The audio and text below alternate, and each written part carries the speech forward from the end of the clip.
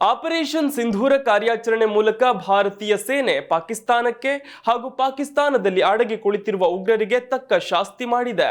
ಈ ನಡುವೆ ಭಾರತೀಯ ಸೇನೆಯ ಈ ಯಶಸ್ವಿ ಕಾರ್ಯಾಚರಣೆ ಬೆನ್ನಲ್ಲೇ ಪಿಒಕೆ ಅಂದ್ರೆ ಪಾಕ್ ಆಕ್ರಮಿತ ಕಾಶ್ಮೀರವನ್ನ ಭಾರತ ವಶಪಡಿಸಿಕೊಳ್ಳಬೇಕು ಅನ್ನೋ ಕೂಗು ಹೆಚ್ಚಾಗುತ್ತಿದೆ. ಅದೇ ಬೆನ್ನಲ್ಲೇ ಜಗದ್ಗುರು ರಾಮಭದ್ರಾಚಾರ್ಯರು ಭಾರತೀಯ ಸೇನಾ ಮುಖ್ಯಸ್ಥರಿಗೆ ದೀಕ್ಷೆ ಕೊಟ್ಟು ಅವರ ಬಳಿ ನನಗೆ ಗುರುದಕ್ಷಿಣೆಯಾಗಿ ಪಿಒಕೆ ಬೇಕು ಅಂತ ಕೇಳಿದ್ದಾರೆ.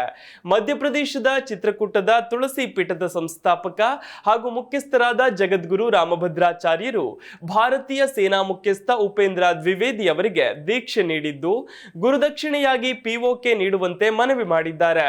ಸೇನಾ ಮುಖ್ಯಸ್ಥ ಉಪೇಂದ್ರ ದ್ವಿವೇದಿ ಅವರು ಕುಟುಂಬ ಸಮೇತ ತುಳಸಿ ಪೀಠಕ್ಕೆ ಭೇಟಿ ನೀಡಿ ಜಗದ್ಗುರು ರಾಮಭದ್ರಾಚಾರ್ಯರ ಆಶೀರ್ವಾದ ಪಡೆದರು.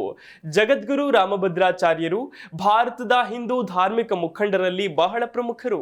ಅಂಧರಾಗಿದ್ದರು, 100ಕ್ಕೂ ಹೆಚ್ಚು ಪುಸ್ತಕಗಳ ಬರಹಗಾರರಾಗಿದ್ದಾರೆ. ಅವರು ಪದ್ಮವಿಭೂಷಣ, ಜ್ಞಾನಪೀಠ ಪ್ರಶಸ್ತಿಗೂ ಭಾಜನರಾಗಿದ್ದಾರೆ. ಅವರು ಲಂಕೆಯಲ್ಲಿ ಸೀತಾಮಾತೆ ಹನುಮನಿಗೆ ನೀಡಿದ ದೀಕ್ಷೆಯನ್ನ ಸೇನಾ ಮುಖ್ಯಸ್ಥ ಉಪೇಂದ್ರ ದ್ವಿವೇದಿ ಅವರಿಗೆ ನೀಡಿದ್ದಾರೆ.